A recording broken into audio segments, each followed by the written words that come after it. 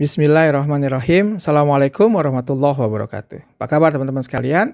Ketemu lagi dengan saya Yosul Kito dari sekolah digitalbusiness.com.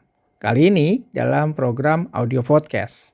Setelah libur lebaran kemarin nih, alhamdulillah per hari ini saya sudah mulai kembali melakukan diskusi-diskusi online, kuliah-kuliah online di beberapa kelas dan di beberapa komunitas.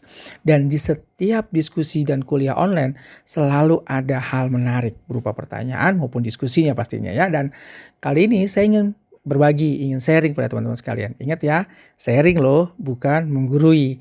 Nah teman-teman sekalian, ada satu pertanyaan menarik di diskusi dan kuliah online hari ini. Yang pertama pertanyaannya adalah, Mas Yos, saya adalah seorang pebisnis, tapi bisnis saya 1 tahun ini vakum.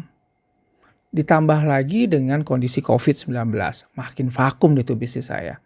Nah pertanyaannya sederhana nih Mas Yos, bagaimana caranya saya memulai lagi bisnis saya? Bagaimana caranya dan kapan waktu yang tepat untuk saya memulai bisnis lagi? Kira-kira begitu pertanyaannya. Baik, saya jawab seperti ini kepada rekan tersebut. Inilah yang disebut dengan momentum. Anda sedang bertanya tentang sebuah momentum. Nah, saya ibaratkan, saya analogikan bahwa kita sedang berhadapan dengan sebuah mobil yang diam. Dan kita harus menggerakkan mobil itu maju ke depan. Apa yang harus Anda lakukan? Anda harus mendorongnya. Dan ketika mendorong mobil yang diam itu, Anda butuh sebuah gaya. Apa itu namanya? Yaitu istilah saya gaya momentum. Dan gaya momentum itu butuh yang namanya pertama massa, yaitu massa adalah bisnis itu sendiri, yaitu mobil itu sendiri, serta kecepatan. Jadi Anda harus mendorongnya mobil itu lebih besar dari massanya dikali dengan kecepatannya. Yang harus Anda lakukan.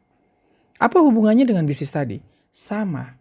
Ketika Anda ingin membentuk sebuah momentum gerak bisnis yang tadinya diam, gitu ya, dan Anda harus gerakan bisnis itu, maka Anda harus menciptakan, membuat sebuah gerakan momentum yang lebih besar dari effort yang pernah Anda lakukan sebelumnya.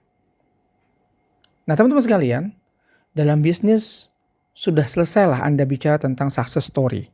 Jadi kalau Anda ikut training, ikut workshop, dengerin seminar, isinya adalah success story orang lain, saya rasa sudah cukup. Sekali, 2 kali sudah cukup.